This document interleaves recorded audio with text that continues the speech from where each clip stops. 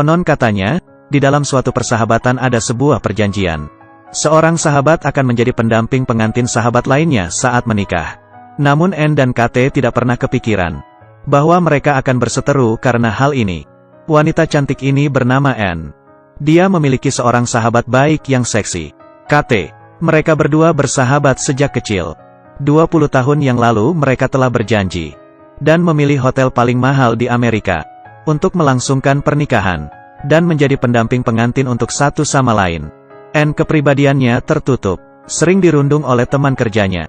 Dipaksa untuk mengambil alih pekerjaan orang. Kamu bantu gantiin kerjaan aku dong. Saya sudah bantu kamu ambil kerjaan bas sekolah untuk shift malam. Saya akan sangat berterima kasih kepadamu. Baiklah. Sedangkan sahabatnya KT, kepribadiannya lebih galak. Dia adalah seorang pengacara setempat yang terkenal. Setiap beraksi, selalu tak terkalahkan di dalam pengadilan. Sebagai teman, biasanya KT yang lebih dominan. Kalau dia sudah membuat keputusan, Anne hanya bisa mengikuti keputusannya. Sejak kecil, apapun yang KT suka, Anne pasti akan mengalah. Tetapi KT tidak pernah menyadari hal ini. Ketemu masalah apapun, Anne tidak bisa mengambil keputusan. Harus selalu mengandalkan saran dari KT. Baru bisa mengambil keputusan. Mulai dari kecil, mereka berdua selalu saling membandingkan. Mereka lulus di tahun yang sama, mendapatkan pekerjaan di tahun yang sama, dan memiliki pasangan dalam waktu hampir bersamaan. Jadi belum bisa menentukan siapa yang menang dan kalah. Kali ini, mereka berlomba siapa yang duluan menikah.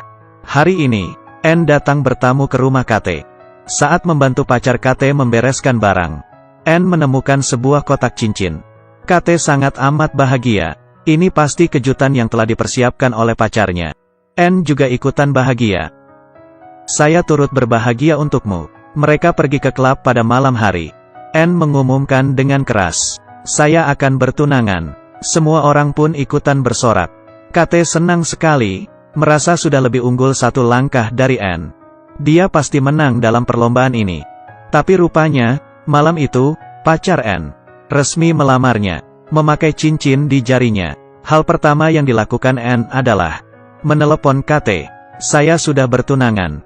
KT terkejut. Anne dengan senang berkata, pacarku barusan melamarku. KT yang awalnya sudah yakin menang, akhirnya direbut posisinya oleh Anne. Dengan emosi yang meledak-ledak, KT langsung bergegas menuju kantor pacarnya. Lalu menginterogasinya, kalau itu adalah sebuah gantungan kunci. Saya akan binasa bersamamu. Pacarnya tertawa, kemudian mengeluarkan sebuah kotak yang lain, dan langsung melamar KT.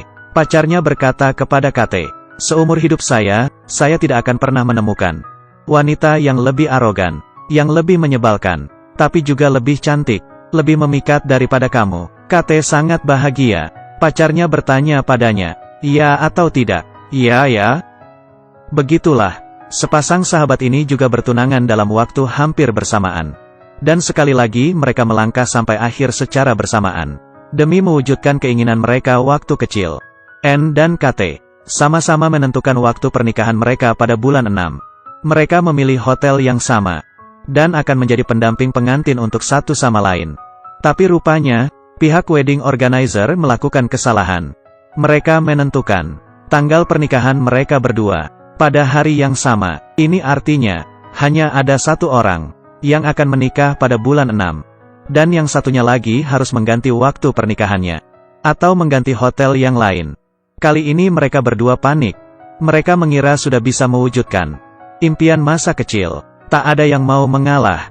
KT berkata kepada Anne, sejak umur 6 tahun, saya sudah sangat menanti hari ini datang. Anne yang biasanya sangat lembut, kali ini seperti berubah menjadi orang lain. Dari kecil saya terus mengalah padamu, tidak pernah berebut denganmu, tapi sejak umur 12 tahun, saya menabung untuk melangsungkan pernikahan di hotel ini. Kali ini, tidak peduli apapun alasannya, saya tidak akan mengalah kepadamu. Kedua sahabat ini tidak bersedia saling mengalah.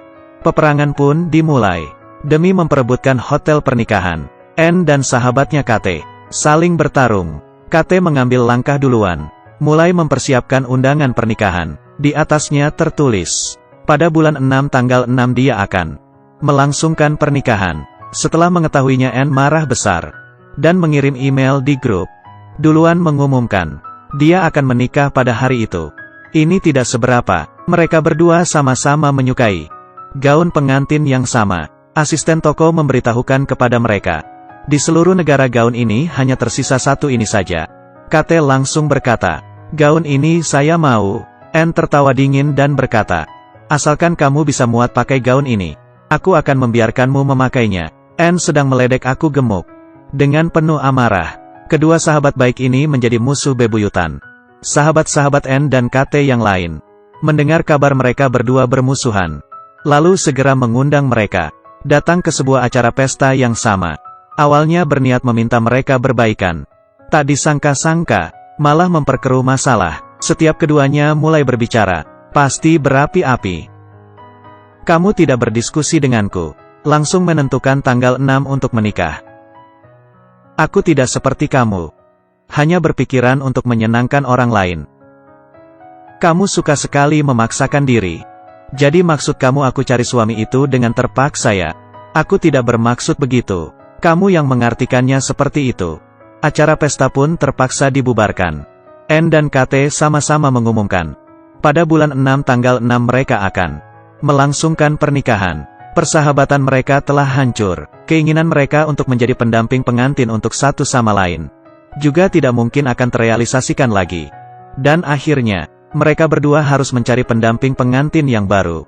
Tugas menjadi pendamping pengantin sangatlah melelahkan. Tidak ada imbalan. Kalau bukan sahabat sejati, pastilah tidak ada yang bersedia membantu. Anne menelepon semua nomor telepon yang ada di dalam kontak. Tapi tidak ada satupun orang yang bersedia. Dia merasa tidak berdaya. Akhirnya setuju membantu teman kerja mengambil alih kerjaan dia. Dan teman kerjanya pun setuju menjadi pendamping pengantinnya. Dalam hal ini, Kate juga menemukan kesulitan. Dikarenakan sifatnya yang terlalu dominan. Selain Anne, dia tidak terlalu memiliki teman. Setelah mencari kesana kemari, dia juga tidak mendapatkan calon yang cocok. Pacarnya menyarankannya untuk berbaikan dengan Anne. Tapi Kate menolaknya dengan tegas.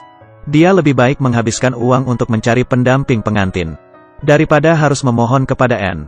Kate tahu, Anne dan dia sama-sama suka disk joki yang sama untuk pernikahan mereka. Lalu dia juga segera memesannya duluan. Akhirnya Anne hanya bisa mencari pilihan yang lain. Sebagai balasan, Anne menggunakan nama samaran, lalu mengirimkan coklat dalam jumlah yang banyak untuk Kate. Kate mengira pacarnya yang mengirim coklat tersebut. Lalu dia menghabiskannya dengan senang. Hasilnya berat badan Kate naik pesat. Gaunnya menjadi tidak muat. Kate emosi dan panik, lalu pergi mencari pacarnya. Dan baru mengetahui bahwa semua ini adalah ulah Anne. Kate marah besar. Dia juga mempersiapkan kado besar untuk Anne. Pada saat sahabatnya itu sedang tidak menyadarinya, dia mengganti produk perawatan kulit Anne. Lotion digantinya menjadi cat warna. Jadinya kulit Anne berubah menjadi warna jingga. Sebagai balasan, Anne juga diam-diam mengganti pewarna rambut Kate. Di depan kaca, melihat rambutnya berubah menjadi warna biru, Kate terkejut dan berteriak. Sebagai seorang pengacara, image Kate langsung mempengaruhi karirnya. Seorang pengacara yang serius tidak boleh hadir di pengadilan dengan rambut berwarna biru. Bos melihat Kate dengan rasa tidak suka, langsung menyuruhnya pulang istirahat. Sebelum menjadi normal kembali, dia tidak boleh menerima kerjaan dari kantor. Kate menangis. Dia menyebarluaskan gosip mengenai Anne, bahwa wanita yang tidak laku ini hamil di luar nikah. Oleh sebab itu pacarnya baru bersedia menikahinya. Orang-orang di sekeliling Anne mulai menjelek-jelekannya. Anne dan sahabatnya Kate ribut besar. Kedua pacar mereka juga tidak sanggup melihatnya lagi, dan berusaha menyarankan mereka berbaikan. Tapi kali ini, Anne menolak berkompromi. Menurutnya Kate yang mulai duluan merusak hubungan mereka berdua. Melihat Anne yang bersedih, pacarnya juga tidak berdaya. Dia merasa kasihan terhadap pacar Kate, karena tidak sanggup mengatur pacar sendiri. Mendengar perkataan ini, Anne merasa aneh. Kenapa wanita harus mendengarkan perkataan pria? Pacar Anne melanjutkan, kamu dan Kate bermusuhan juga bagus. Biar kamu tidak terpengaruhi oleh Kate. Perempuan harusnya lemah lembut dan pengertian. Sama seperti Anne yang dulu. Anne merasa tidak nyaman. Dia melihat pacarnya, dan untuk pertama kali mulai merasa ragu. Inikah pria yang akan dinikahinya? Di sisi lain, semakin dipikirkan Kate semakin emosi. lalu memutuskan untuk mengeluarkan jurus besar untuk mengerjai N. Dia memikirkan cara untuk mengumpulkan semua foto jelek N. Bahkan ada video dia setelah mabuk dan menggila. KT diam-diam menukar video rekaman untuk acara pernikahan N. Berencana mempermalukan N. N sama sekali tidak mengetahui hal ini. Tapi dia mulai tidak tega. Dia tidak ingin melanjutkan perseteruan dengan KT lagi. N berinisiatif menghubungi KT. Tapi KT sedang sibuk kerja. Tidak menerima telepon. Tidak berdaya. N hanya bisa mencari abang KT untuk curhat. Mereka bertiga telah bersama sejak kecil. Abang KT memberitahu N. Dia tahu, KT memang sifatnya terlalu dominan. Sering tidak memperdulikan perasaan N. Abang KT berkata kepada N. Sebenarnya aku sangat senang melihat kamu juga bisa marah dan bukan mengalah setiap kali kepada KT. Biarpun kali ini kalian bertengkar hebat, aku yakin pada akhirnya kalian pasti akan berbaikan, karena di lubuk hati kalian selamanya adalah teman yang paling penting untuk satu sama lain. N tertawa. Saat ini, dia tulus ingin berbaikan dengan KT. Waktu berlalu dengan cepat. Hari pernikahan sudah tiba. Kedua sahabat ini berbagi tempat, melangsungkan pernikahan pada hari yang sama. Ini sangat mempersulit pihak wedding organizer, karena harus melaksanakan dua pernikahan dalam waktu yang bersamaan. Di dalam hotel mereka harus mondar-mandir, lelah dan bermandikan keringat. Teman-teman N dan KT lebih tragis. Mereka harus datang di pernikahan kedua teman mereka. Dan salah satu dari kedua pengantin tidak boleh mengetahuinya. Mereka hanya bisa mengeluarkan akting Oscar mereka agar tidak ketahuan. Lalu, ayah N datang. Dia tidak pergi ke ruang make up N, malah pergi mencari KT duluan. Berbeda dengan KT yang ambisius, ayah N sejak kecil mengajarkan N harus bisa berpikir dari posisi orang lain. Melihat ayah N yang begitu baik, tiba-tiba KT merasa bersalah. Dia akhirnya menyadari, dalam beberapa tahun ini, temannya yang tulus hanyalah N. KT menyesal, dia tidak ingin menghancurkan pernikahan N. Dia segera menyuruh asistennya mengganti kembali video prank. Tetapi asistennya sudah lama muak dengan KT, keluar dan membuang rekamannya. Musik telah dimulai. N menghela nafas, lalu berjalan keluar dari ruangan. Mereka berdua bertemu di lorong. Sepasang sahabat yang telah bersama 20 tahun. Saling melemparkan senyuman. Mereka masih saling menemani satu sama lain. Dan melangsungkan pernikahan. Mereka masing-masing berjalan menuju tempat di mana para tunangan sedang menanti mereka. Tetapi kemudian, video prank yang disiapkan oleh KT disiarkan di depan para tamu undangan. Pacar N sangat marah, lalu memarahi N dengan keras. Dan membuatnya malu. N juga emosi. Dengan penuh amarah, dia menerobos masuk ke aula KT. Mereka berdua pun berkelahi, dan terjadilah kerusuhan di dalam ruangan. Akhirnya, mereka lelah, dengan tenang melihat apa yang sedang terjadi. Pacar KT tertawa pahit dan berkata, sayang, apa yang kamu lakukan? Aku sama sekali tidak terkejut. Karena itu adalah kamu yang aku sukai. KT tertawa bahagia, tetapi pacar N malah marah dan berkata padanya, kamu seperti wanita gila, menghancurkan pernikahan kita. Dia menatap pacarnya. N akhirnya mengerti, pria ini tidak cocok dengannya. N berkata kepada pacarnya, kalau kamu hanya ingin seorang istri yang patuh, saya rasa kita memang tidak cocok. Setelah itu, dia dengan lantang menyatakan bahwa pernikahan dibatalkan. Dia ingin menjadi pendamping pengantin KT. KT tercengang. Dia meminta maaf kepada N.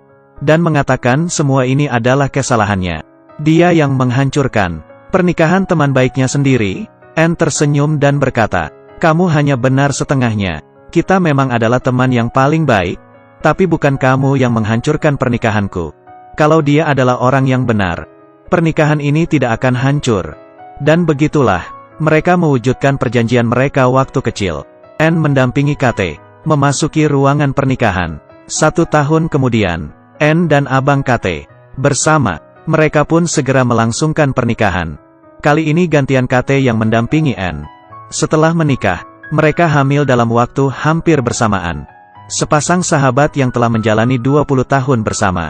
Menggandengkan tangan dengan bahagia, berjanji anak mereka nanti harus lahir pada hari yang sama. Lalu terus menjadi teman baik seumur hidup. Saya adalah Luo Wangji. Dalam rencana puluhan ribu film saya, ini adalah film ke-82. Ikuti saya, dengan film saya akan membawa kalian mengarungi berbagai kehidupan.